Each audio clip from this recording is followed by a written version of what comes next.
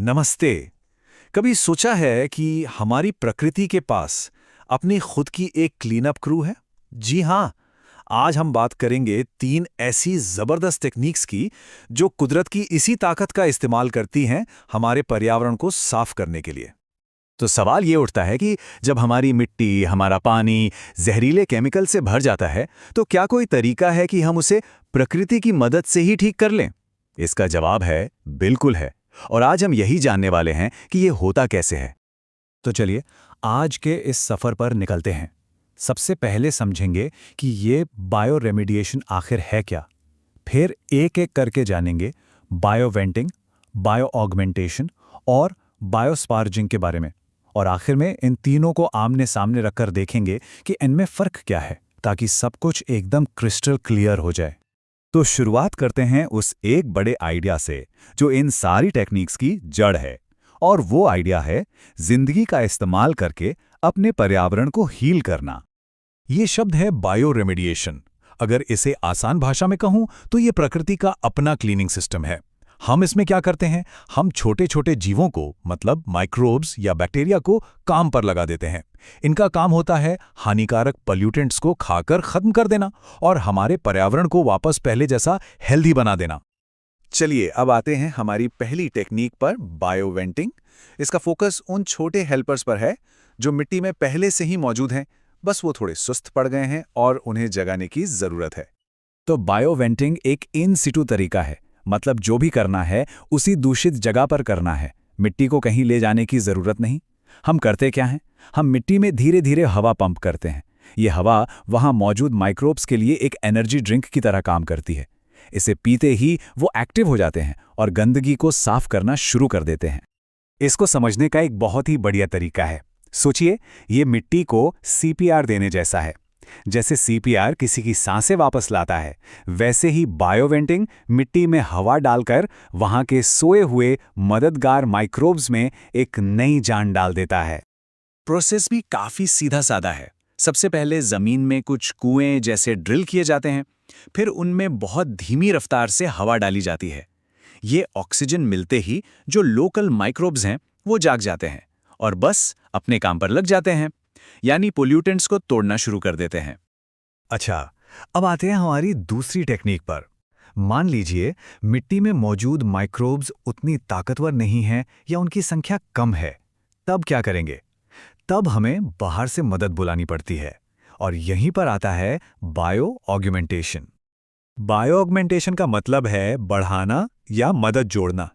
इसमें हम बाहर से कुछ खास किस्म के माइक्रोब्स को लाकर उस दूषित जगह पर डाल देते हैं। ये कोई आम माइक्रोब्स नहीं होते, ये स्पेशलिस्ट होते हैं जिन्हें किसी खास तरह के पोल्यूशन को खत्म करने के लिए ही तैयार किया जाता है, कभी कभी तो लैब में भी। इसे ऐसे सोचिए कि जैसे किसी मुश्किल हालात में लोकल पुलिस काफी नहीं होती तो स्पेशल फोर्स को बुलाना पड़ता है ना? बायो ऑगमेंटेशन बिल्कुल वही है। ये एक तरह से माइक्रोब्स की स्पेशल फोर्सेस हैं जिन्हें सबसे मुश्किल गंदगी से लड़ने के लिए भेजा जाता है। और इसका तरीका भी बहुत सटीक होता है, एकदम किसी मिलिट्री ऑपरेशन की तरह। पहले दुश्मन की पहचान होती है, मतलब कौन सा पोल्यूटेंट है। फिर उस दुश्मन के लिए सही हथियार यानी सही माइक्रोब्स चुने जाते हैं और फिर उन्हें सीधे मिशन पर भेज दिया जाता है ताकि वो टारगेट को खत्म कर सकें। और अब चलते हैं हमारी तीसरी और आखिरी टेक्निक पर, बायोस्पार्जिंग। यहां पर लड़ाई जमीन से हटकर पानी के अंदर चली जाती है। जी हां, हम बात कर रहे हैं जमीन के नीचे के पानी की। तो देखिए, बायोस्पार्जिंग काम करता है सैचुरेटेड जोन में। इसका सीधा सा मतलब है जमीन का वो हिस्सा जो पानी से पूरी तरह भीगा हुआ है, मतलब हमारा ग्राउंड वाटर। यहां भी बायोवेंटिंग की तरह हवाई डाली जाती है, लेकिन इस बार हमारा मकसद पानी में मौजूद माइक्रोब्स को जगाना होता है। आप इसे बायोवेंटिंग का अंडर वाटर कज़न कह सकते हैं। एक और बढ़िया तरीका है इसे समझने का, जैसे किसी मछली के टैंक में एयर पंप बुलबुले बनाता है ना, ताकि मछलियों को ऑक्सीजन मिले। बस बायोस्पार्जिंग भी ठीक वैसे ही जमीन के पानी में हवा के बुलबुले बनाता है ताकि माइक्रोब्स अपना काम कर सकें। तो अब तक हमने तीनों को अलग अलग समझ लिया। अब वक्त है इन तीनों को एक साथ रखने का और ये देखने का कि बायोवेंटिंग, बायो ऑगमेंटेशन और बायोस्पार्जिंग में असल फर्क क्या है। सबसे पहला और सबसे बड़ा फर्क है लोकेशन का।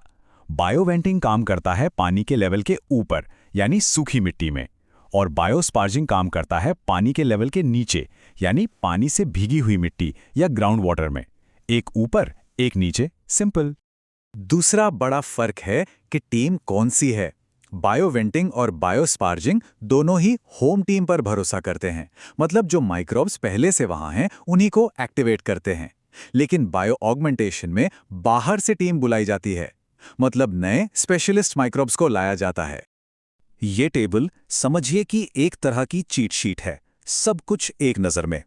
बायोवेंटिंग सूखी मिट्टी में हवा, बायो ऑगमेंटेशन मिट्टी या पानी में नए माइक्रोब्स, और बायोस्पार्जिंग पानी वाले एरिया में हवा। बस यही है इन तीनों का निचोड़। तो याद रखने वाली बात क्या है? बायोवेंटिंग मतलब सूखी मिट्टी के माइक्रोब्स के लिए हवा, बायो ऑगमेंटेशन मतलब नए माइक्रोब्स को ऐड करना, और बायोस्पार्जिंग मतलब पानी के माइक्रोब्स के लिए हवा। और कौन सी टेक्निक इस्तेमाल होगी ये इस बात पर डिपेंड करता है कि गंदगी है कहाँ और क्या वहाँ के लोकल माइक्रोब्स में दम है या नहीं। और आखिर में एक सवाल सबके लिए, जिस तरह से हमारे सामने प्रदूषण के नए नए चैलेंज आ रहे हैं, जरा सोचिए इन कुदरती तरीकों में से कौन सा तरीका हमारे प्लैनेट के भविष्य के लिए सबसे ज्यादा उम्मीद लेकर आता है। इस पर सोचना तो बनता है।